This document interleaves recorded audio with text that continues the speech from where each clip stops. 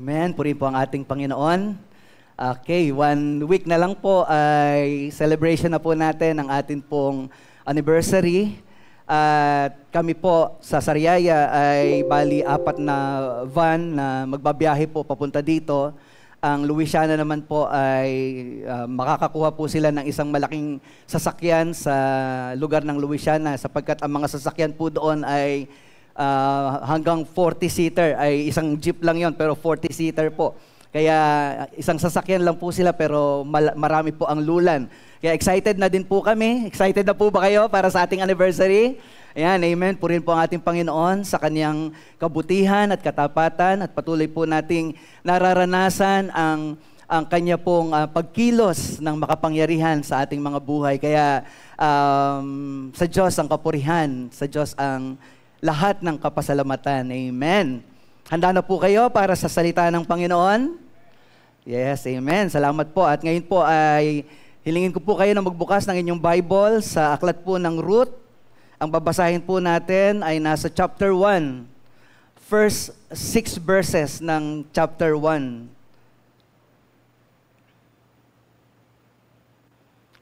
Ruth 1 verses 1 hanggang 6. At kung kayo po ay naririyan na, anyayahan ko po kayo muli na magsitayo at tayo po ay sama-samang magbigay ng paggalang sa pagbasa ng salita ng Panginoon. Muli, sabayan niyo po ako habang binabasa ko po sa banal na kasulatan. Okay, nang ang Israel ay pinamumunuan ng mga hukom, nagkaroon ng tagutom sa buong bayan, kaya't may isang lalaking taga Bethlehem, Huda, na sandali munang nanirahan sa Moab, kasama ang kanyang asawa at 2 anak na lalaki. Ito ay si Elimelech at si Noemi na kanyang asawa. Ang anak nila ay sina Mahalon at Kilion. Sila'y taal na Efrateo o taga Bethlehem, Huda. Ngunit nakipamayan muna sa Moab. Namatay si Elimelech at naiwan si Noemi. Ang 2 nilang anak ay nakapangasawa ng mga Moabita, sina Orpa at Ruth. Pagkalipas ng mga 10 taon, namatay naman sina Mahalon at Kilion. Kaya't si Noemi ay naiwang ulila sa asawa at mga anak. Nabalitaan ni Noemi na ang kanyang bayan ay pinagkalooban ng Diyos ng mabuting ani, kaya tumanda sila ng kanyang mga manugang na umalis sa Moab. Nais ko pong basahin ko po yung verse 6 sa King James. Ang sabi po dito, "Then she arose with her daughters-in-law, that she might return from the country of Moab, for she had heard in the country of Moab how that the Lord had visited His people in giving them bread." Tayo po'y muling magpasalamat sa Panginoon. Muli, O Diyos, kami po ay lumalapit sa iyong banal na harapan, buong kapakumbabaan na kinikilala na ikaw po ang aming makapangyarihang Diyos, dakilang Diyos, Diyos na banal, Diyos na mabuti at tapat, na karapat dapat po naming dakilain sa aming mga buhay. Kaya sa oras pong ito, Diyos, sa pagharap po namin sa iyong salita at sa pakikinig ng iyong salita, patuloy na ihanda mo po ang iyong bayan, O God. Patuloy na mangusap ka, magturo, at hayaan mo, O Diyos, na sa oras pong ito, ang iyong banal na Espiritu, na siyang Espiritu ng katotohanan, ang patuloy na gumabay sa iyong lingkod, upang ang kalooban mo, Panginoon, ay maliwanag kong maipahayag. At dalangin ko po, Panginoon, hindi ang salita ng iyong lingkod, kundi ang makapangyarihan mong salita, ang marinig ng iyong bayan, upang ang kanilang pananampalataya ay sa iyong salita lamang manangan, Panginoon. Maraming salamat po sa pagpapalang espiritual na hatid ng iyong salita, na patuloy, O Diyos, na nagbibigay ng katatagan, nagbibigay ng kalakasan, at pagtibay ng aming pananampalataya. Kaya huwag mong ipahintulot, O Diyos, na ang gawa ng kaaway, na kaabalahan, o anumang mga isipin, O Diyos, ay mahadlangan ang pagtatanim ng iyong binhi ng pananampalataya sa isipan at puso ng iyong mga anak.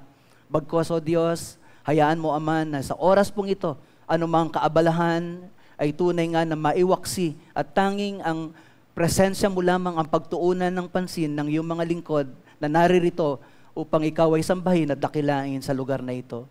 Muli, O Diyos, sa iyo lamang ang lahat ng kapurihan sa pangalan po ng aming Panginoong Hesus, makapangyarihan sa lahat. Amen. Makaupo na po kayo, purihin po ang ating Panginoon.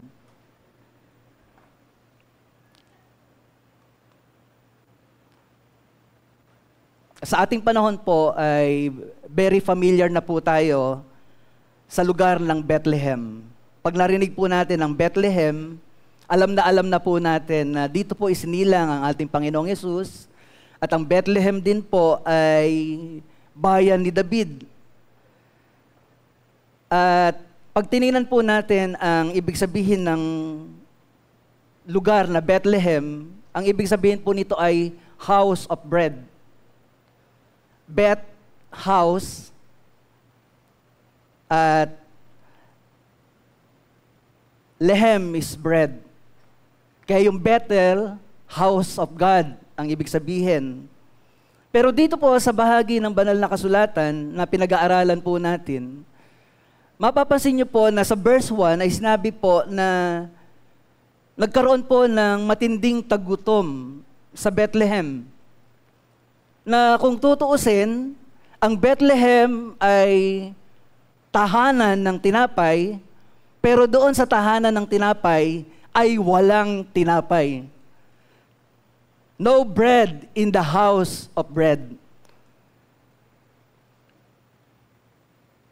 Bakit ito nangyari? Bakit naging ganito ang kalagayan ng Israel na ang Bethlehem supposed to be ay lugar ng pagpapala, sapagkat ang Bethlehem ay lugar na kung saan naroroon ang presensya ng Diyos, pero dumating sa punto na ang Bethlehem ay nagkaroon ng tagutom. Parang ang naging kalagayan ay bakery na bukas pero walang tinapay, o kaya naman parang bombero na walang tubig, o sasakyang walang makina, o bahay na walang bubong, apoy na parang walang init. O sa spiritual na kalagayan ay pwede nating ituring ang Bethlehem na church sa ating panahon, kaya lang wala ang presence ng Panginoon.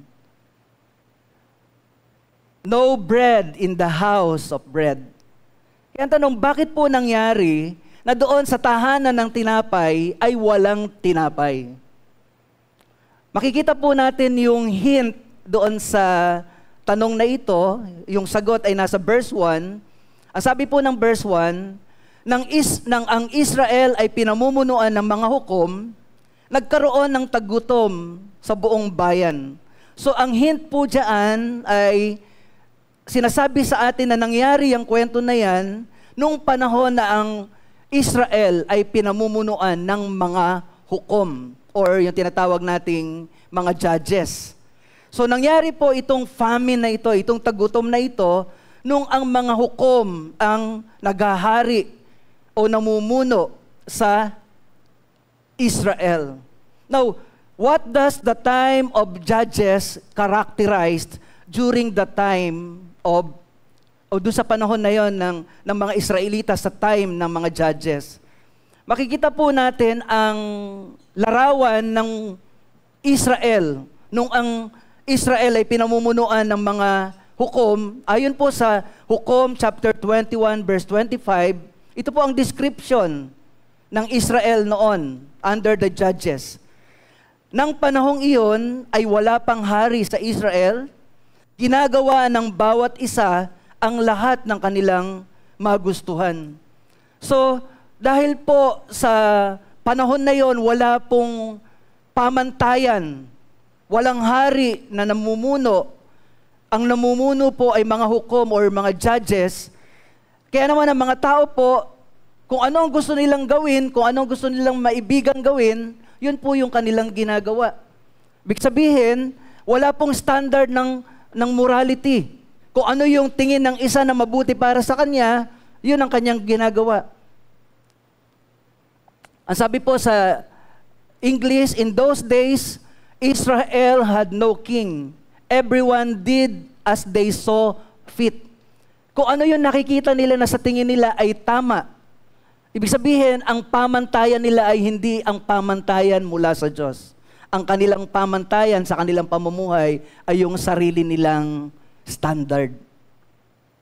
Kaya imagine niyo po na ganun po ang kalagayan ng panahon ng Israel. Samantalang ang Israel ay ibinigay ng Diyos ang kautusan, may pamantayan siya sa mga Israelita para sa tamang pamumuhay, ngunit mayroong portion sa history ng Israel na ang mga Israelita ay namuhay ng hiwalay sa kalooban ng Diyos sapagkat ang kanilang pamumuhay ay ayon lamang sa gusto nilang gawing paraan ng pamumuhay. Sa madaling salita, sila ang nasusunod sa kanilang buhay at hindi ang Diyos. So, dinidescribe po ng aklat ng hukom itong moment of history na kung saan maituturing po natin na dark days sa panahon ng Israel. Nung panahon na itong Bethlehem ay nakaranas ng matinding famine, hindi lamang famine na pagkain. Ang totoo, itong dark days ng Israel ay tinuturing din po na spiritual darkness ang nararanasan nila sapagkat ang presensya ng Diyos ay wala na sa Israel. Alam naman natin na ang Diyos, kung nasaan ang presence ng Panginoon, nandoon ang kaluwalhatian. Pag sinabi pong glory, ang Hebrew word para sa glory ay kabod. Pero dumating din po sa time na ang Israel ay tinawag na Ikabod. Lalo na nung panahon po ni Samuel, ni Eli, bago si Samuel. Sila po, ang sabi ng banal na kasulatan, ang glory, ang presence ng Diyos ay nawala sa Israel. Kaya yung kabod o yung presence of God, kabod, the glory of God, naging ikabod because the glory of God left Israel. Kaya ito po yung kalagayan, hindi lamang sila mayroong matinding kagutuman physically sa mga materials, kundi ang katotohanan, ang bansang Israel sa panahong ito, spiritually, they were living in dark days because the presence of God is not in Bethlehem. No bread in the house of bread. There was no glory of God in Israel sapagkat merong moral decline. Israel was in spiritual darkness sa panahon na ito ng mga judge. At maging doon sa aklat ng hukom or judges, sa chapter 2 verses 11 hanggang 20, makikita po natin yung kalagayan ng panahon ng mga hukom. Kung bakit po dumaranas sila hindi lamang ng physical hunger or ng famine, kundi maging yung kawalan ng presence ng Panginoon. Dinidescribe ng Judges chapter 2 ang kanilang naging kalagayan. Sabi po, nais kong basahin sa Tagalog, simulan ko sa verse 11, chapter 2 verses 11 hanggang 20. Ang mga Israelita ay gumawa ng masama kay Yahweh. Naglingkod sila sa mga Baal. Tinalikdan nila si Yahweh, ang Diyos ng kanilang mga ninuno, at siyang nag-alis sa kanila sa Ehipto. Naglingkod sila at sumamba sa mga Diyos-Diyosan ng mga bayan sa paligid. Kaya nagalit sa kanila si Yahweh. So, the Israelites during the times of Judges, ayon dito sa bahagi ng banal na kasulatan, sa halip na ang Diyos na naglabas sa kanila mula sa Ehipto, ang kanilang patuloy na paglingkuran, dun sa mga lugar na napuntahan nila, inadapt nila yung mga Diyos-Diyosan doon. Yung mga sinasambang Diyos-Diyosan sa mga lugar na kanilang napuntahan, yun din yung kanilang sinasamba. Lumayo sila sa tunay na Diyos. At sabi ng verse 13, tinalikdan nga nila si Yahweh at naglingkod sa mga Baal at kay Astaroth. Dahil dito, nagalit si Yahweh sa Israel. Kaya sila'y pinabayaan niyang malupig ng kaaway at samsaman ng ari-arian. Tuwi silang makikipagdigma, ipinalulubig sila ni Yahweh tulad ng kanyang sumpa.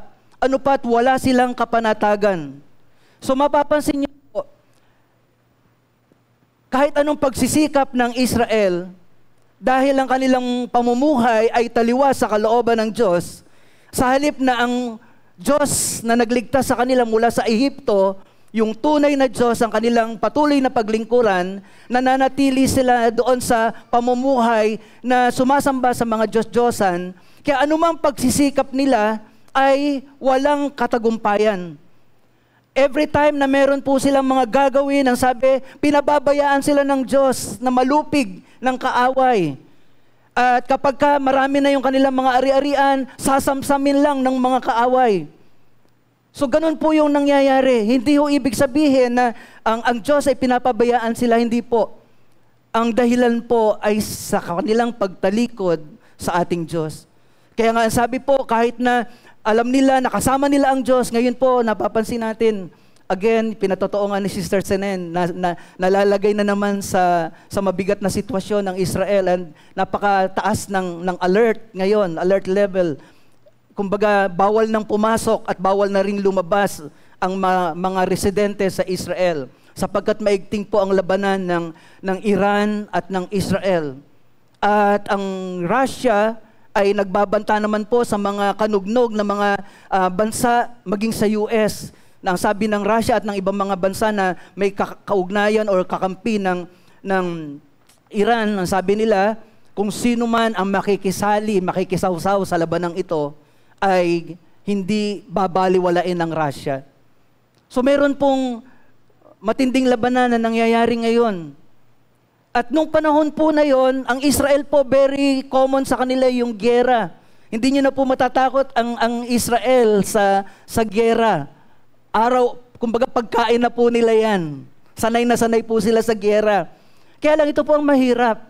Yung alam mong kasama mo ang Diyos, yung alam mong kakampi mo ang Diyos at lalaban ka, pero hindi mo pala kasama, kaya matatalo ka. At ganun ang nangyari. Dito po sa verse 15, ang sabi, tuwi sila makikipagdigma, ipinalupig sila ni Yahweh tulad ng kanyang sumpa. Ano pa't wala silang kapanatagan. Ang Israel ay binigyan ni Yahweh ng mga hukom upang magtanggol sa kanila. Ngunit hindi nila pinakinggan ang mga ito.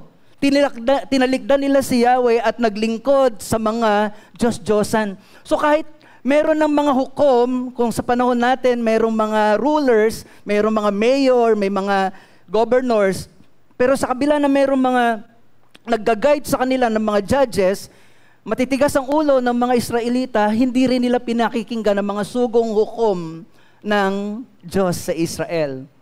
Ang ilang mga kilalang hukom sa Israel na alam natin, yan, sila Gideon, si Samson, si Deborah. Yan po yung mga kilalang hukom. Pag binasa nyo po yung aklat ng hukom, makikita nyo po na kapag ang Israel ay nagbalik loob sa Diyos, magkakaroon ng katahimikan, pagpapalain uli sila ng Diyos, at magkakaroon na naman sila ng pagmamalaki, lalaki ang kanilang ulo kasi yumaman na naman, pinagpala na naman sila ng Diyos, at anong gagawin ng Diyos? Ang gagawin na naman ng Diyos sa kanila ay pahihirapan sila, and later on, magbabalik loob sila sa Diyos, at pagkatapos nun, patatawarin na naman sila ng Diyos. So cycle po na para bang ang ginagawa nila ng buhay, sa buhay nila ay hindi sila consistent na sumusunod sa kalooban ng Diyos. Ano pat dahil dito, ang pagpapala ng Diyos ay nahahadlangan. Verse 13 po, makikita po natin na ipinalupig ng Diyos ang Israel. Kahit na anong pagsisikap nila sa mga labanan, hindi sila nagtatagumpay. Kaya kung titingnan natin yung kanilang cycle, ibibless sila ng Panginoon. So blessedness, then luxury, mararanasan nila yung katagumpayan, pagpapalain sila ng Diyos. At pag pinagpala na sila ng Diyos, ano mangyayari? Pride. At pagkatapos ng pride, dahil nga pride, hindi na sila nagdedepende sa Diyos, anong dadating sa kanila? disaster. Dahil kapag ka ang buhay mo ay hiniwalay mo sa Panginoon, yan ay paglayo sa kalooban ng Diyos, kaya ano mangyayari? Kapahamakan. So nagkakaroon sila ng disaster, after disaster, kasunod na niyan ay suffering. At ito yung panahon ng pinag-aaralan natin sa Ruth chapter 1. Ito yung suffering, ito yung disaster na naranasan nila dahil lumayo sila sa kalooban ng Diyos. Na kahit anumang pagsisikap nila, hindi sila magtagumpay sapagkat hindi din nila nilalayuan ang pamumuhay ng hiwalay sa Diyos. So paulit-ulit ang cycle na ito. Kaya sabi ng verse 18 sa Hukom chapter 2, lahat ng hukom na inilagay ni Yahweh ay tinulungan niya upang iligtas sila sa kanilang mga kaaway. Nababagabag ang kanyang kalooban dahil sa kanilang mga daing, bunga ng hirap na dinaranas nila. So every time na dadating sa Israel ang kahirapan, at doon sa matinding daing nila, magre-raise up ang Lord ng isang judge o hukom. Yung hukom po, yun po yung mga spiritual leader. At tulad po ni Samuel, siya po isang judge and prophet. Nung panahon ni David, si Samuel ang propeta at siya ang hukom. Bago dumating yung panahon ng hari, hukom ang naghahari sa Israel. At yun po yung kondisyon na kapag ka ang mga tao po ay nahihirapan, dadaing sila sa Diyos, tatawag sila sa Diyos. At pag tumawag sila sa Diyos, maririnig ng Diyos ang kanilang daing, nakikita ng Panginoon ang kanilang mga hirap na dinaranas. Ngunit ang problema, sabi sa verse 19, ngunit pagkamatay ng hukom na inilagay niya, ang mga Israelita ay nagbabalik sa pagsamba sa mga Diyos-Diyosan. Higit pa sa kasamaan ng kanilang mga ninuno ang kanilang ginagawa. Hindi nila maiwan ang kanilang kasamaan. Sabi ng verse 20, kaya lalong nagalit si Yahweh sa kanila. Sinabi niya, sumira ang mga Israelita sa tipan ko sa kanilang mga ninuno dahil sa pagsuway nila sa akin. So, kung titingnan po natin, ito po yung account ng Bible kung bakit po matinding kahirapan ang dumating sa panahon ng mga hukom. Sapagkat sa panahon ng mga hukom, ang mga Israelita ay nabubuhay hindi sa gabay at patnubay ng Diyos, kundi sa pamamagitan ng sarili nilang kagustuhan. Mga kapatid sa Panginoon, tandaan natin ang buhay natin hiwalay sa Diyos. Alam natin, disaster ang katumbas nito. Amen po ba? Malaking kapahamakan na ang buhay po natin ay hiwalay sa kalooban ng Diyos. At ito po'y pinapakita sa atin dito ng buhay ng mga Israelita nung panahon ng hukom. At dito nga po sa ating binasang bahagi ng banal na kasulatan sa chapter 1 ng Ruth, sa ganitong panahon uminog ang kwento ng buhay nila Elimelech at Noemi. Ito yung naganap nung panahon ng mga hukom na ang sabi po, there was famine in the land. At bakit po nagkaroon ng famine sa kanilang lugar, sa kanilang bayan? Sapagkat mayroong spiritual darkness na kumikilos nung panahon na yon. Yung lugar na kung saan supposed to be the presence of God is upon them. Pero dahil ang mga tao ay sila ang lumayo sa Diyos at sila ay sumamba sa mga Diyos-Diyosan at nabuhay sila ayon sa kanilang sariling kagustuhan at pagpapasya. No wonder ang kanilang buhay ay naghirap sila, nagsuffer sila. Bakit? Sapagkat wala ang presence, ang glory ng Diyos, wala po sa bayan ng Israel. At dito po, nung panahon na mayroon pong nagaganap na crisis sa Bethlehem, na ang sabi ng banal na kasulatan, na si Elimelech ay nagpasya na pansamantala munang magpunta sa Moab at doon muna makipamayan. So, given the situation, may crisis, may gera sa Israel. So, ang pinakamainam ay umalis ka doon sa lugar na pinangyayarihan ng gera. So, lalabas ka. Kaya lang, ngayon nga, sa alert level ay bawal pumasok at bawal lumabas. Pero nung panahon po naman nila, pwede pa pong lumabas. Kaya ang ginawa po ni Elimelech, inilabas niya yung kanyang pamilya doon sa Israel. Isinama niya si Noemi at ang kanyang 2 anak na si Kilion at Mahalon. Kaya lang, natagpuan natin na ayon sa banal na kasulatan, yung decision na iyon na iwanan pansamantala ang Israel, ang Bethlehem, at makipamayan sa Moab upang maghanap ng alternatibong pagpapala, it turned out, itong decision ni Elimelech ay isang malaking disaster. Umalis sila na mayroong tagutom, pero ang naging bunga nito ay nagdulot ng 3 kamatayan. Kamatayan ni Elimelech, kamatayan ni Mahalon, at kamatayan ni Kilion. Umalis siya na ang purpose niya, takasan lang ang tagutom. Pero yung pinuntahan niyang lugar, ang naranasan niya, kamatayan.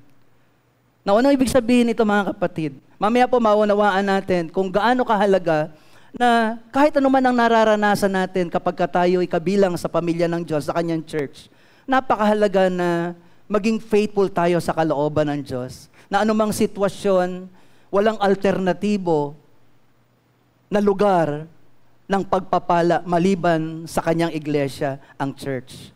Mamaya po mauunawaan natin kung gaano halaga ang church sa ating panahon. Now, dahil po doon sa naging desisyon ni Elimelech, iniwanan niya po ang Bethlehem looking for a greener pasture. At sa Moab niya yun nakita. Ang Bethlehem po ay malapit lang sa Moab. Kaya nga ang desisyon ni Elimelech, sabi niya, pansamantala. Parang ganito sa atin.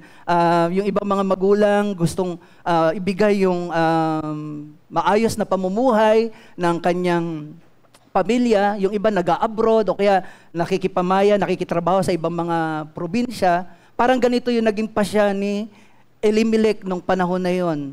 Ngunit, yun nga po, sa kasamaang palad, sa halip na mapabuti yung kanyang desisyon na iwanan pansamantala ang Bethlehem na lugar ng pagpapala ng Diyos, yung lugar na pinuntahan niya ay mas masadlak ang kanyang kinasapitan. Mas matinding kasawian ang kanilang naranasan sapagkat namatay siya, namatay din yung kanyang 2 anak. Tandaan niyo po, ang lugar ng pagpapala ng Diyos ay nasa Kanaan o lupang pangako. O sa ating panahon, ito po yung church. Ang lahat ng tunay na pagpapala na pinadadaloy ng Diyos ay dumadating through His church. Spiritual blessings, spiritual gifts, fruit of the Spirit, manifestation of the Holy Spirit, of being in God's kingdom. Lahat ng pagpapalang spiritual na ito, kasama na po yung mga healing, kasama na po yung mga provisions and answers to our prayers. Lahat po ng yan ay provision ng Diyos, pagpapala ng Diyos when you are in His church. At itong mga bagay na ito ay pinaparanas ng Diyos sa bawat isa sa atin na nananalig sa Kanya. At yung tunay na nakakaranas ng mga ganitong pagpapala, kapag nauunawaan mo ito sa iyong buhay na kapag ikaw ay nasa presensya ng Diyos, kumikilos na makapangyarihan ng Diyos sa buhay mo, ito yung mga bagay na hahanap-hanapin mo, na ayaw mong mawala sa buhay mo. Kasi alam mong buhay ang Diyos, totoo ang Diyos. Kaya isang malaking pagkakamali ang lumayo sa kalooban ng Diyos. Kaya lang ito ang ginawa ni Elimelech at ang kanyang pamilya. Nagpasya siya na pansamantalang iwanan ang Bethlehem na lugar ng pagpapala ng Diyos at nagpunta siya sa Moab na lugar na kung saan mas kapahamakan ang kanyang naranasan. Kaya sabi po ng verse 6, gusto ko pong i-connect natin yung verse 1 at saka verse 6. Sa verse 1, meron pong matinding tagutom. Pero pagdating po ng verse 6, ang sabi po, nabalitaan ni Noemi na ang kanyang bayan ay pinagkalooban ng Diyos ng mabuting ani. So, nagkaroon po ng crisis sa verse 1. At nung panahon na po, na nakarating na po sila doon sa Moab, so ibig sabihin from verse 1 hanggang verse 6, ang pagitan po nito ay 10 years. Sapagkat nag-stay po sila sa Moab ng 10 years. At doon sa panahon na sila'y naroroon, nung hindi pinagpapala ang Bethlehem sapagkat mayroong spiritual darkness, mayroong famine, tumakas si Elimelech at ang kanyang pamilya, hoping na pagpunta niya sa Moab ay mas gaganda ang kanyang buhay, only to find out na yung buhay nila sa Moab ay mas naging matinding kahirapan. Mas naging disaster. At habang naroroon sila, hindi nawawala kay Noemi ang pakikibalita sa Bethlehem. Kaya dumating yung time, sabi sa verse 6, nabalitaan ni Noemi na sa kanyang bayan ay pinagkalooban ng mabuting ani. Dumating na uli yung tinapay sa tahanan ng mga tinapay. Nabalitaan niya, meron na uling tinapay. Yung Bethlehem ay meron na namang pagpapala. Naroroon na naman ang glory ng Diyos. At dahil si Noemi, nakaranas na siya ng pagpapala ng Diyos, bagamat sinawing palad ang kanyang dalawang anak at ang kanyang asawa, at dahil si Noemi naranasan niya yung pagpapala na iniwanan niya, nung mabalitaan niya yon, ayaw niyang palagpasin. Gusto niya uling maranasan yung mga pagpapala na nawala, na alam niyang doon lamang manggagaling sa glory ng Lord. Nasusundan niyo po ba? Kaya sabi po, basahin ko po yung King James Version. Ang sabi, then she arose with her daughters-in-law that she might return from the country of Moab. For she had heard in the country of Moab how that the Lord had visited His people in giving them bread. For a time, umalis ang presensya ng Diyos sa Bethlehem because of disobedience, because of rebellion, because of idol worships. Pero sabi dito sa verse 6, but again, the Lord visited Bethlehem. At tandaan niyo po, kapag binisita ng Diyos ang isang lugar, ibinibigay niya ang kanyang pagpapala. Kaya napakahalaga po lagi na tayo'y nadoon sa presensya ng Diyos. Because in the presence of God, ay naroroon ang kanyang glory. Amen po ba? Kaya hindi po tayo dapat lalayo sa glory ng Lord. Hindi tayo dapat aalis sa presensya ng Diyos. Because it is the place of blessing. Hindi lamang material blessing, but of course, spiritual blessing. At yun yung na-miss ni Noemi. Kaya nung mabalitaan niya, gusto niya uling bumalik doon sa Bethlehem. Why? Because she knew that Bethlehem is the place of God's blessing for them, Israelites. Wala sa Moab ang pagpapala ng Diyos. Ang pagpapala ng Diyos ay nandoon sa Bethlehem. The same thing in our time. Ang pagpapala ng Diyos ay wala sa sanglibutan. Ang pagpapala ng Diyos ay dumadaloy sa kanyang church. Kaya isang malaking pagkakamali ang lumayo sa kalooban ng Diyos at hanapin ang blessing ng Diyos sa sanglibutan. At kapag ginawa mo yan, you will only suffer the same thing ng naranasang suffering ng pamilya ni Elimelech. But it's a good thing na merong buhay na isang mananampalataya, bagamat for a time being, sumunod siya sa kanyang asawa. Pero dahil naranasan niya ang kabutihan ng Diyos at wala na ang kanyang asawa, ang totoo, nung bumalik si Noemi, ang sabi nga niya, wag niyo na akong tawaging Noemi, pinagpalang babae, tawagin niyo na lamang akong Mara. Mara Clara. At tatandaan niyo po ba yung Mara Clara nung panahon natin na grabe, hinahanap lang po yung diary na nandyan lang po sa ibabaw ng table ng TV.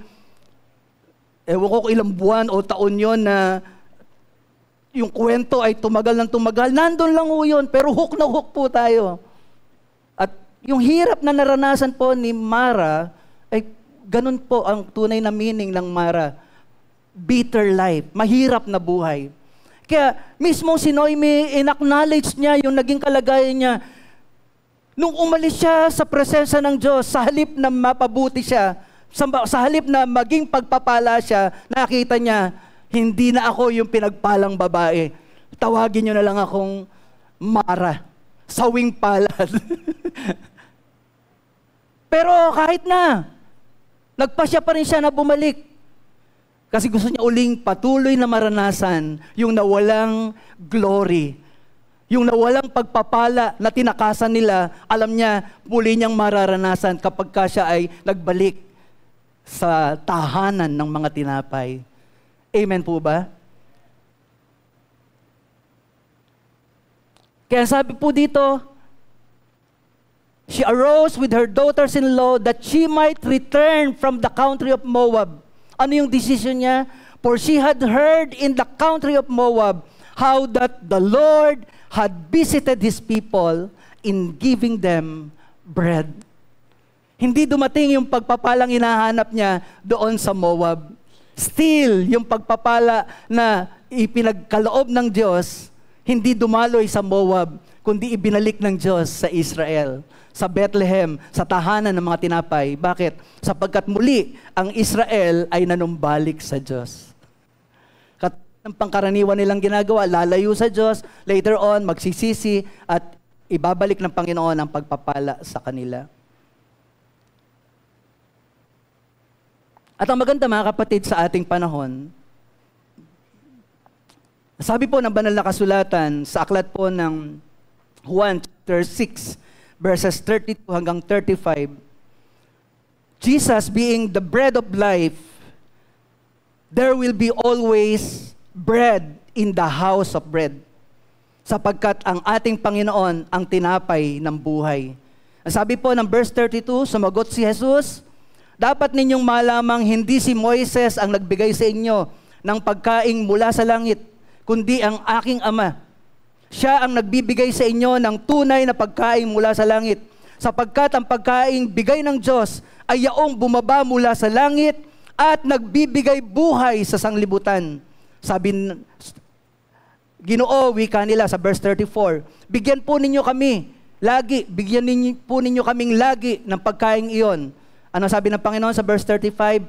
Ako ang pagkaing nagbibigay buhay, sabi ni Jesus. Ang lumalapit sa akin ay hindi na magugutom at ang nananalig sa akin ay hindi na mauuhaw.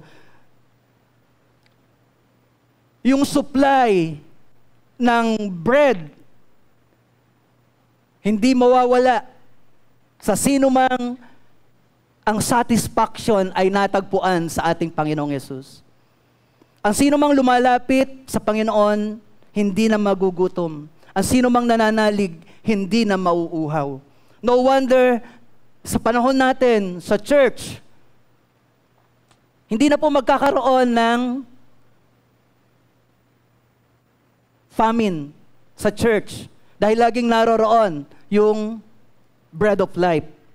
Ngunit sino makakaranas ng famine? Yung aalis sa kalooban ng Diyos, katulad po ni Elimelech at ng kanyang family. So, remember mga kapatid sa Panginoon, there will be bread forever in the house of bread. At yun po yung church. Sapagkat ang church, ito po yung tinayo ng Panginoong Jesus.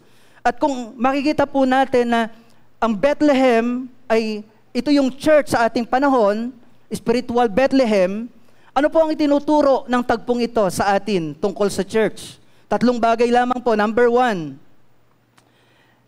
God's blessings is available through His church or His body.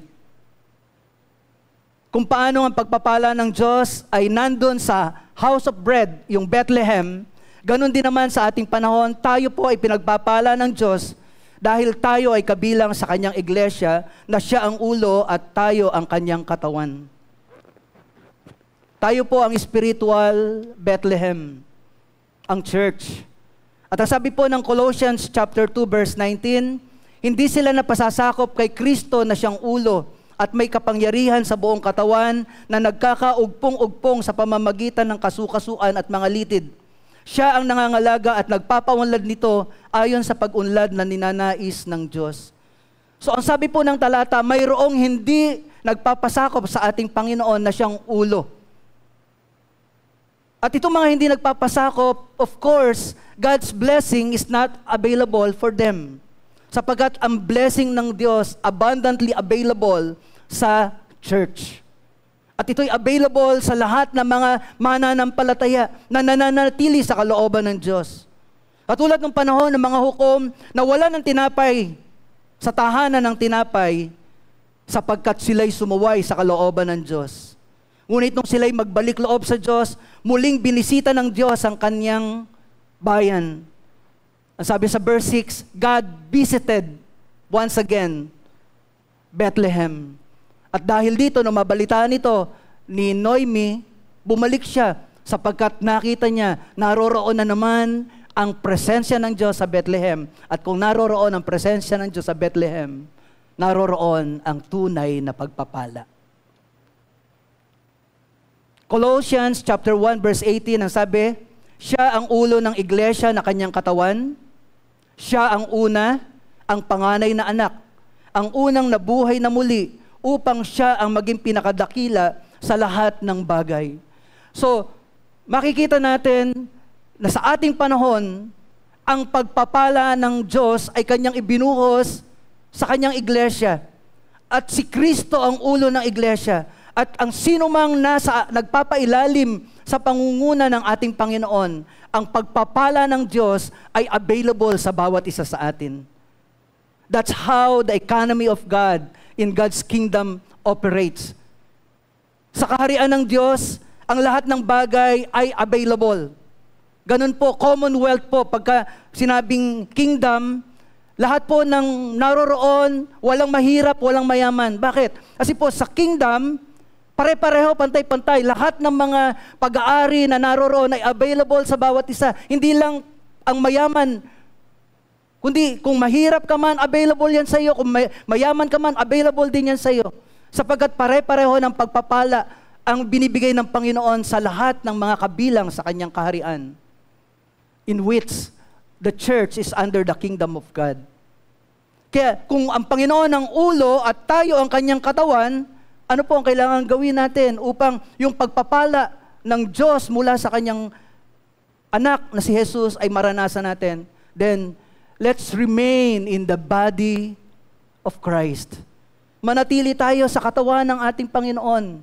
Huwag tayo maging katulad ni Elimelech na looking for God's blessing outside the church. Hahanapin ang kaligayahan sa mundo. Malaking pong pagkakamali sapagkat kapahamakan po ang inyong gagawin kapag hinanap ninyo ang pagpapala ng Diyos, hiwalay sa iglesia ng Diyos. Ang sabi po ng Romans chapter 12 verse 5, gayon din naman, tayo'y marami, ngunit nabubuo sa iisang katawan ni Kristo at isa't isa'y bahagi ng iba. So remember, there will be bread forever in the house of bread, which is the church. At dahil tayo'y kabilang sa church, therefore, God's blessing is available to all of us. Yan po yung unang makikita nating katotohanan, tayo nakabilang sa pamilya ng Diyos. Kung noon ang Israel, nandun ang presence ng Diyos kasi sila ang bayan ng Diyos, sa panahon na ito, tayo po na church, hindi lamang Jews, kundi Jews and Gentiles ang kabilang sa church. At dahil kabilang tayo sa church, available ang blessing ng Diyos sa bawat isa sa atin bilang nananalig sa ating Panginoong Jesus. Number 2, it is not a good idea to look for church alternatives. Si Elimelech po, nakita niya na wala nang pagpapala dito sa Bethlehem. Wala na ang presensya ng Diyos. So ang pinakamadali niyang pasya ay iwanan ang mga kababayan niya at tumakas kasama ang kanyang buong pamilya para maghanap ng higit na pagpapala outside Bethlehem. Pero nagkamali po siya sapagkat yung decision niya na yon, sa halip na pagpapala, higit na suffering ang kanyang naranasan. Why? Because it is not a good idea to look for God's blessing outside the presence of God. The same way in our time, it is not a good idea to look for church alternatives. At tandaan niyo po, there is only one church. At itinuturo ng banal na kasulatan ang palatandaan ng tunay na iglesia. Mayroong kapahayagan ang banal na kasulatan sa bagong panahon, sa ating bagong tipan, na maliwanag nating makikita ang pamantayan ng itinayo ng Panginoon na tunay na church. Matthew chapter 16 verse 18, ito po ang sabi, "At sinasabi ko naman sa iyo, ikaw ay Pedro, at sa ibabaw ng batong ito ay itatayo ko ang aking iglesia, at hindi makapananaig sa kanya kahit ang kapangyarihan ng kamatayan." The church is very powerful sapagkat ang Panginoon ang nagtayo nito. The church is very powerful that not even any forces of evil can dominate the church. Kaya being in the true church, we are safe. Kaya lang, we have to know what is the true church. Kaya ito po yung ilang pamantayan at ito po ay pamantayan doon sa ating pong turo. Ating pong tinatayuan na turo na mula kay Pastor Papa at galing sa salita ng Panginoon. Hanggang ngayon, hindi nagbabago. The same foundation of the true church. Kung tayo sa tamang pundasyon ng isang tunay na iglesia, then God's blessing will flow through His true church. Ano po ang pamantayan ng isang true church? Number 1, Jesus is the stone. Siya ang batong patibayan. Kaya sabi niya, sa batong ito, referring to Himself, siya yung bato na patibayan ng ating pananampalataya. Secondly, Jesus is the builder. Sabi niya, itatayo ko. So siya ang pundasyon, siya rin ang nagtayo ng iglesia. And Jesus is the owner. Kaya sabi niya, aking iglesia. So ito po yung pamantayan ng tunay na church. At kung merong iba na nag-aangkin na sila yung tunay na church, maliban sa pamantayang ito, yun po ay pag-aangkin. At hindi po yun ang kalooban ng Panginoon. Kaya yung iba, nadadaya, pumupunta doon sa ibang, sabi nila, may nag-aangkin kasi na sila ang tunay na church. Kaya yung ibang mga Elimelech, na naghahanap din ng ibang pagpapala maliban sa tunay na church, pupunta sa ibang sinasabing tunay na church na hindi naman yun ang sinasabi ng Biblia. At ano nangyari? Katulad po ng nangyari kay Elimelech, marami po ay napapahamak sapagkat ang napuntahan nila ay church na ang itinataas ay leader. Ang napuntahan nila ay church na hindi ang Panginoon ang sinusunod. Wala pong alternative sa church. At kung katulad ni Elimelech, ang hahanapin po ninyo ay alternatibo sa iglesia, there is no alternative for true church. Ang tunay na iglesia na itinayo ng Panginoon ay iglesia na naroroon ang kapangyarihan ng Diyos. Kaya isang malaking pagkakamali ang tayo ay lumayo sa kalooban ng Diyos, being part of the true church. Ang sabi po ng ikalawang Timoteo chapter 3 verse 5, sapagkat yung iba po sa kanila pong paghahanap ng alternative ng true church, ang kinasasadlakan po nila ay relihiyon. Mayroong form pero walang power. Kaya sabi po ni Apostle Paul kay Timothy, chapter 3 verse 5 ng 2 Timothy, sila'y magkukunwang may pananampalataya, ngunit hindi naman makikita sa buhay nila ang kapangyarihan nito. Iwasan mo ang mga ganitong tao. Sa aklat po ng Mateo, sinabi po ng Panginoon kung ano ang pamantayan para malaman kung ano ang bulaang propeta. Ang sabi ng Panginoon, ang mga bulaang propeta ay hindi mo malalaman sa pamamagitan ng kanilang maling aral. Wala pong magtuturo ng maling aral. Alam mo na agad yun ng maling aral. Ang sabi ng Panginoon, malalaman mo ang bulaang propeta sa pamamagitan ng kanilang bunga. Ibig sabihin, tama ang itinuturo, pero mali ang pamumuhay. Yun po yung sinasabi ni Apostle Paul. Merong form, nagkukunwang may pananampalataya, ngunit walang kapangyarihan ng Diyos na nakahayag sapagkat ang kanilang buhay ay hindi nababago ng makapangyarihang salita ng Diyos. Yan ang relihiyon. Pag Sunday, a-attend. Pagkatapos umattend, magsasabong na. Pagkatapos umattend, magsusugal na. O kung ano-ano nang gagawin. Pero kung ikaw ay isang mananampalataya, hindi lang pag Sunday ang buhay mo bilang Kristiyano.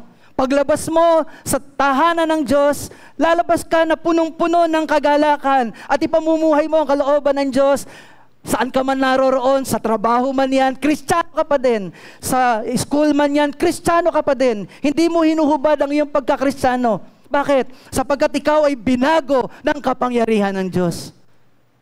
Pero kapag ang isang tao, ang alam lang niya, attend ako pag Sunday, pero pagkatapos nun, balik na siya sa dati niyang buhay, nagre-relihiyon ka lang.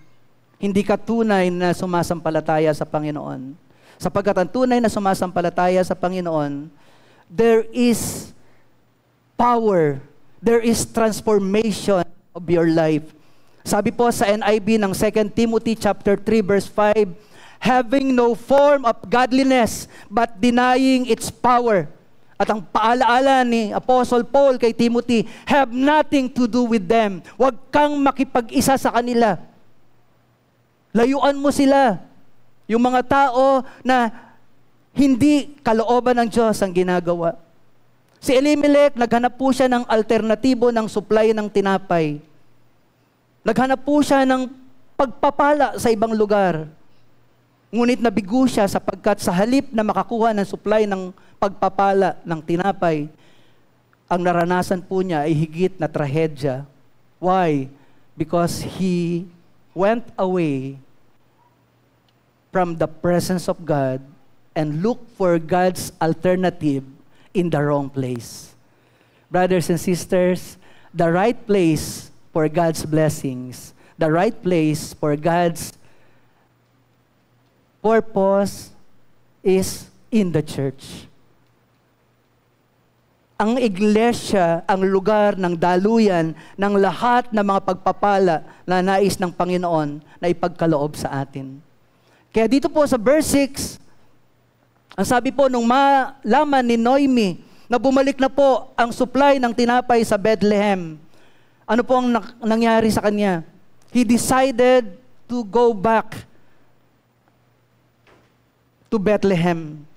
Dahil doon naranasan nila yung abundance nung nandun po sila sa Bethlehem. At dahil gusto niya ulit maranasan yung pagpapala na yun na hindi niya naranasan sa Moab.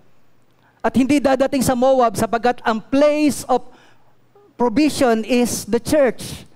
Bumalik siya sa presence ng Panginoon sa Bethlehem. At isinama niya po si Ruth, si Orpah na nung una ay nagpasya na sumama, pero later on nag-decide na bumalik. At mismong si Ruth, nakita ni Ruth sa buhay ni Noemi, yung katotohanan, yung kanyang commitment na talagang hanapin ang pagpapala ng Diyos. Kaya nga sabi ni Ruth, ang Diyos mo magiging Diyos ko, ang bayan mo magiging bayan ko. Nagkaroon siya ng commitment sapagkat nakita niya yung commitment ni Noemi. Anywhere but God's presence. Babalik ako kung nasaan ang presensya ng Diyos, doon lang ako. Kahit na yung aking sawing buhay ay ibalik ko uli doon sa Bethlehem at kung hindi ko man yun maranasan, ang mahalaga, naroroon ako sa presensya ng Diyos at gusto kong maranasan yung masaganang presensya ng Diyos sa ganito kong kalagayan. Napakagandang attitude. May mga pagkakataon na meron tayong mga maling decision sa buhay. Minsan may mga nababalitaan tayo na lumalayo sa kalooban ng Diyos. Pero ang tahanan ng Diyos ay laging bukas para laging bumalik tayo sa Kanyang presensya. And every time that we went back doon sa presence ng Panginoon, katulad po ng ginawa ng prodigal son, nung na-realize niya yung kanyang pagkukulang, nung bumalik siya, available agad lahat ng pagpapala, yung authority as a son, ibinalik sa kanya, yung robe, yung protection ng kanyang ama para doon sa kanyang ari-arian, ibinalik. The same thing with us, mga kapatid. Sapagat itinuturo ng Diyos, tanging doon lamang sa lugar na kung nasa saan ang Diyos, dapat lagi lang din tayong naroroon. Sapagkat ang lugar ng pagpapala ay ang presensya ng Diyos. Hindi natin makikita ang tunay na pagpapala ng hiwalay sa kalooban ng Diyos. We have to be in the presence of God to experience the blessings of God. And there is no alternative for the church. Nagkakamali po tayo kung ay isip natin na meron pong alternatibo. No, there is no alternative for the church. Why? Because the church is the place of God's blessing. At ang Bethlehem ay picture ng church sa atin. Sa panahon po natin, mga kapatid, God is pouring out His blessing hindi lamang sa mga Hudyo o mga Israelita, kundi maging sa ating mga Hintil na kabilang sa kanyang iglesia. Lahat po ng pagpapalang espiritual, material, lahat po ay pinadadaloy ng Diyos sa atin sa pamamagitan natin na kabilang sa iglesia ng Diyos. And God is dealing with us through the church, the present house of bread. Kaya sabi po ng Panginoon sa John chapter 6:51, ako ang pagkaing nagbibigay buhay na bumaba mula sa langit. Mabubuhay magpakailanman ang sino mang kumain ito, at ang pagkaing ibibigay ko sa ikabubuhay ng sanglibutan ay ang aking laman. Ayon sa NIV, I am the living bread that came down from heaven. If anyone eats of this bread, he will live forever. Because of our faith in the Lord, we will live forever with Him. If anyone eats of this bread, he will live forever. This bread is my flesh, which I will give for the life of the world. Kaya napakalaking bagay, mga kapatid, sa Panginoon, to see the true blessing comes only through the true church. And it is a wrong idea. It's a big mistake to look for church alternative. And thirdly, the church is the house of God's glory or God's presence. Ang Bethlehem noon na nagre-represent ng presence ng Diyos is the church at our time. At itong church na itinayo ng Panginoon sa ating panahon, this church represents the presence and glory of God in our time. Wala na po kumbaga, natapos yung yugto ng Bethlehem. Naririto na po ang bagong tipan. Ang Bethlehem ay para sa mga Israelita, ngunit ngayon ang church ay para sa mga Hudyo at para sa mga Hintil na katulad natin. Upang ang pagpapala ng Diyos ay hindi lamang manatili para sa mga Hudyo, kundi maging sa bawat isa sa atin na kabilang sa iglesia ng Diyos. So the church is the place of God's glory or His presence. At pinili ng Diyos na ang church, tayo po yun, ang maging lugar ng kanyang kaluwalhatian. At bilang mga mananampalataya, taglay natin at daladala natin ang kaluwalhatian ng Diyos saan man tayo naroroon. Alam natin na nung nilikha ng Diyos ang tao, ang ibinigay ng Diyos ay ang kanyang kaluwalhatian sa tao. Ngunit nung nagkasala ang tao, yung kaluwalhatian na yon ay nawala. Ngunit nung dumating ang ating Panginoong Hesus at itayo niya ang kanyang church, pinili niya na ang kanyang kaluwalhatian ay manatili sa anak. At sapagkat ang anak ang ulo ng church, kaya naman ang presence and glory of God is in the church because Jesus is the head of the church. And since Jesus is the head of the church and we belong to the body of Christ, we have the presence and glory of God in us. Dala-dala natin, taglay-taglay natin bilang mga mananampalataya ang kaluwalhatian ng Panginoon. No wonder, sinabi ni Apostle Paul, 2 Corinthians chapter 3, verse 18, our lives should reflect the glory of God in us. At ito po yung ating tema for this year's anniversary. 2 Corinthians chapter 3 verse 18, and we who with unveiled faces all reflect the Lord's glory are being transformed into His likeness with ever-increasing glory, which comes from the Lord, who is the Spirit. Ang sabi po dito, and we, sino yung we? Tayong mga mananampalataya. With unveiled faces, we all reflect the Lord's glory. Because the church is the glory of God. At wala na ngayon ang Panginoon. But the presence of the Lord is in the church. At ang presence ng Panginoon, ang reflection ng Panginoon ay nakikita sa kanyang mga anak. Tayo po yun bilang mga mananampalataya. Amen po ba? Sa Tagalog ang sabi po, at ngayong naalis na ang talukbong sa ating mukha, tayong lahat ang nagiging sinag ng kaningningan ng Panginoon. The church is the glory of God. At ang kaningningang iyon na nagmumula sa Panginoon na siyang Espiritu, ano po ang ginagawa daw sa atin? Ang bumabago sa ating anyo upang maging lalong maningning hanggang sa maging mistulang larawan niya. We are being transformed from glory to glory. At yung glory na yan na nasa sa atin, yan po yung glory na kapag nakita ng ibang mga tao, at tulad po na nakita ni Ruth, kay Noemi. No wonder, si Ruth, ito po yung kanyang declaration at dito po tayo tingnan po natin itong sinabi ni Ruth.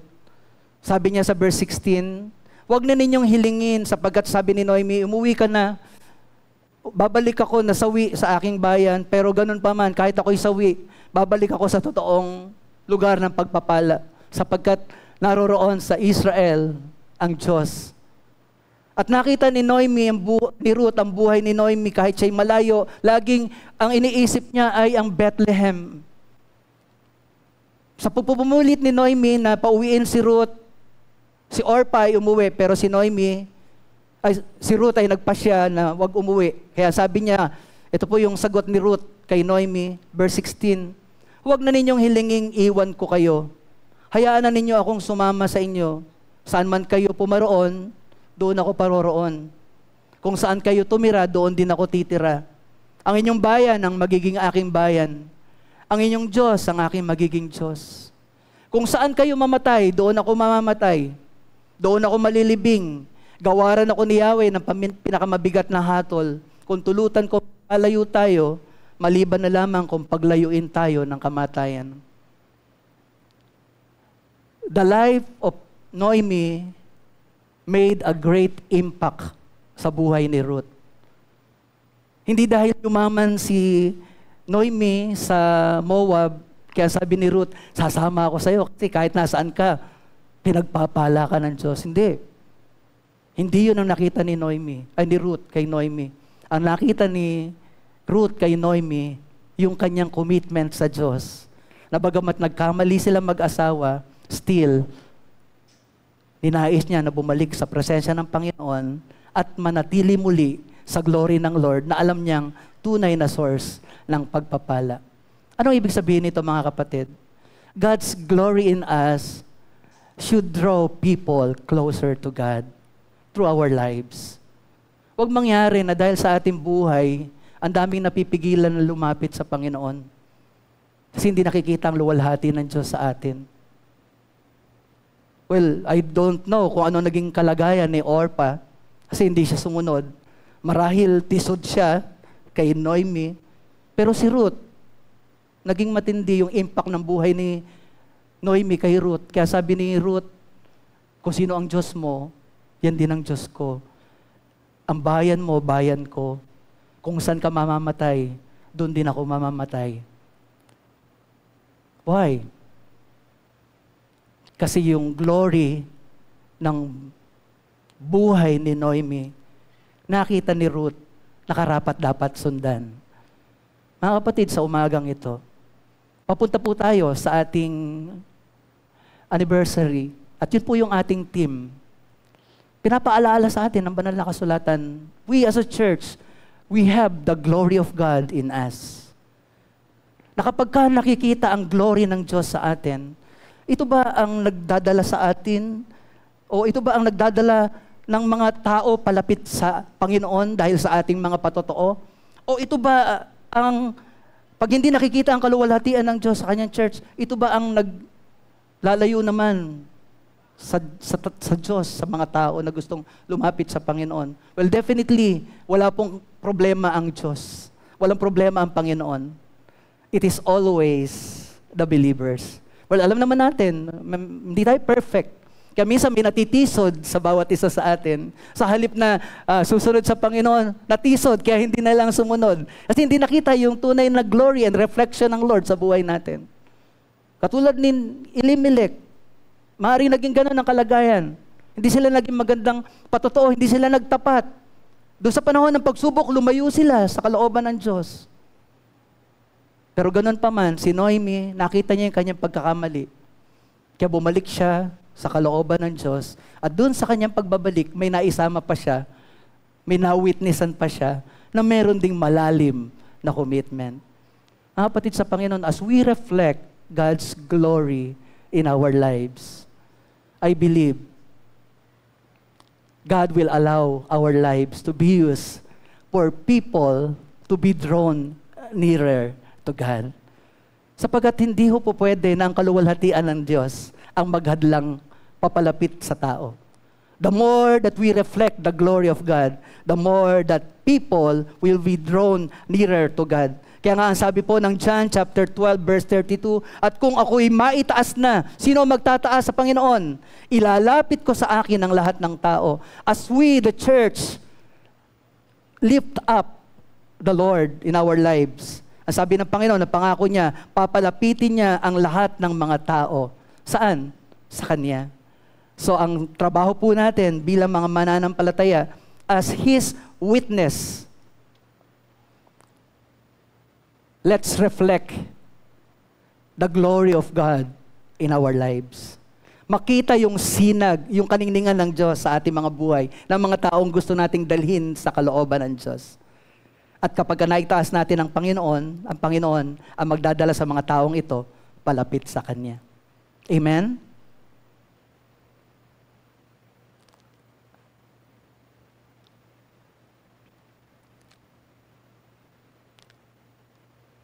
Bagamat si Elimelech, dito po ako magtatapos at gusto ko po na mag-reflect po kayo dito. Bagamat si Elimelech po ay nag-decide na umalis at ang kanyang pamilya at naging nasadlak po sila sa mahirap na buhay. Pero gusto ko pong paalala sa inyo, maraming naiwan na faithful sa Bethlehem. Na kahit panahon ng kagutuman, kahit panahon ng spiritual dryness, na natili silang faithful doon sa Bethlehem. Kaya nung dumating yung pagpapala, nandun pa rin sila. Sapagkat hinintay nila, nanatili sila sa presensya ng Diyos. Now, ano ibig sabihin ito sa bawat isa sa atin? There will be times in our lives we will experience spiritual dryness, even kahit nasa church tayo. May ma-experience kayo ng mga suliranin, kahit kabilang tayo sa isang church. Pero hindi solusyon ang paglayo. Ang kailangan pa rin, ang hinahanap pa rin ng Diyos sa atin is to remain faithful in His presence. Kasi later on, yun pa rin yung lugar ng pagpapala na ibubuhos ng Panginoon ng pagpapala. Alam niyo, minsan, yung ibang mga tao, katulad ni Elimelech, simpleng tampo lang. Dahilan na yun para lumayo sa church. At gagamitin pang reason yun para sabihin, ayoko na dyan sa church na yan. Mga kapatid, pag ganun ang inyong ginawa, walang reason para lumayo sa presensya ng Diyos. Pero yun ay ginagawa ng kaaway upang ang pagpapala ng Diyos ilayo ka. Sila Elimelech, they were affected. Why? Kasi nag-decide sila ayon sa kanilang kalooban, ayon sa kanilang nararanasan. Gusto kong ipaliwanag sa inyo, mas marami ang nanatili. At yung nanatili na yun, nung dumating ang pagpapala, kasama sila, unang-una silang dinatnan ng pagpapala ng Diyos. Why? Because they remain faithful in the presence of God. Amen po ba? So mga kapatid sa Panginoon, hindi perfect ang church. Amen? Meron tayo minsan may mga tampuhan pa, o away. Pero lahat ng yan, because of the love of God, it can be resolved.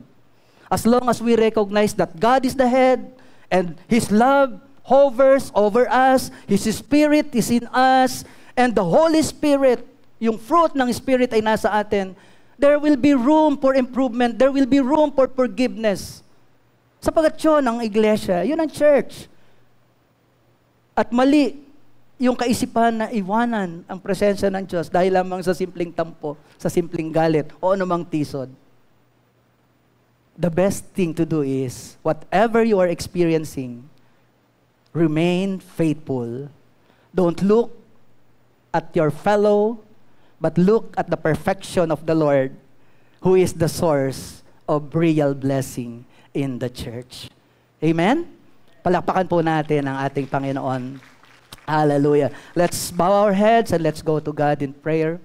Our Heavenly Father, once again, we thank you, Lord God. We thank you for the blessing of the church, O God, that you have poured upon us. Salamat na sa pagiging kabilang sa tunay na iglesia mo na ikaw ang nagtayo. We belong to a very powerful church, sapagat ito ay tinayo ng makapangyarihang Diyos na may-ari ng lahat ng bagay. May kapangyarihan sa lahat ng pamahalaan, rulers, principalities, over all. Ano pat ang lahat ng mga tuhod at lahat ng mga labi ay magpapahayag na ikaw ay Panginoon. Mga nilalang sa langit, sa lupa at sa ilalim ng lupa. Every knee will bow and every tongue shall confess that you, Lord Jesus, is God. That you, Lord Jesus, is powerful. Sapagat ikaw ang ulo ng iglesia na iyong katawan. Kaya naman, salamat sa katotohanan ito na kami po ay inilagay mo sa makapangyarihang iglesia na iyong katawan, na ikaw ang namumuno. At lahat ng mga pagpapala mula sa spiritual blessings, spiritual gifts, salamat, Panginoon, sa bawat mga pagpapala, maging material man, pinansyal, lahat ng ito ay pinadadaloy mo ng masagana sa iyong iglesia. Katulad ng sinabi ni Peter, Lord, nasa iyo ang salita, nasa iyo ang buhay. Kanino pa kami pupunta? Yes, Lord, ang church ay hindi perfect. Kami bilang mga kabilang sa iglesia mo, kami na magkakapatid, minsan may mga misunderstandings, even away, Panginoon. And we pray, we ask for forgiveness, Lord God. Dahil bilang mga anak mo, alam namin, bilang magulang, hindi po nararapat na makita mo na mayroong pag-aawayan, mayroong pride. Pero ganun pa man, O Diyos, alam namin, dahil nga po hindi kami perfect at naroroon ang gawa ng kaaway, na pilit, na gumagawa ng paraan, naghahanap ng masisila. At minsan, hindi namin alam na kami po ay nagiging biktima ng kanyang mga schemes. Kaya sa oras pong ito, Lord, we ask for your forgiveness. Kung meron mang bitterness o galit, Panginoon, na namumuo sa puso ng iyong mga lingkod, ano man ito, Lord, amin po itong tinataas sa iyo, hindi mo ito kalooban. And we declare na hindi ito magiging daan, hindi ito magiging lugar para lumayo kami sa iyong kalooban at inaris namin sa aming puso yung simpleng tampo o galit o anuman. Bagkos, katulad ng mas marami, ginawa ng mas marami na naiwan maliban kay Elimelech at sa kanyang family, they remain faithful despite the fact na may kahirapan, may kagutuman, may spiritual darkness sa Bethlehem. Still, they remained in your presence, O God, until such time na binalik mo ang pagbuhos ng pagpapala sa Bethlehem. Father God, may you find us faithful, na kahit na minsan nasasaktan, kahit minsan may mga bagay na parang namin, gusto namin pansamantalang lumayo, hindi mo ito kalooban, but you sometimes allow it. But I pray, Lord God, na maging katulad po ni Noemi na maging aware pa rin kami na ang tunay na pagpapala mo wala sa ibang lugar. The only place of blessing is your glory and your presence. And your glory and your presence is upon your church. Naririto ang iyong kaningningan sa iyong iglesia, Panginoon. At kami yung iyong iglesia, taglay namin ang iyong kaningningan. Lord, katulad ni Noemi, habang nagniningning ang aming buhay, give us roots. Mayroong mga commitment, Panginoon, to follow you whatever the situation is. Give us roots, O God, na yung pasya ng kanilang buhay, Panginoon, hindi dahil sa kaalawanan, hindi dahil sa kasaganaan, kundi dahil Ikaw ang Diyos na nakikita nila, na dapat nilang piliin at sundin sa kanilang buhay. Give us roots, Lord God. Yung root, Panginoon, na yung desisyon ng kanilang buhay is because they want to follow you fully in their lives. At gamitin mo, kami po ang gamitin mo na nagsasaysay ng kaniningan ng iyong kaluwalhatian bilang iyong church. Let your glory manifest in your church, Lord.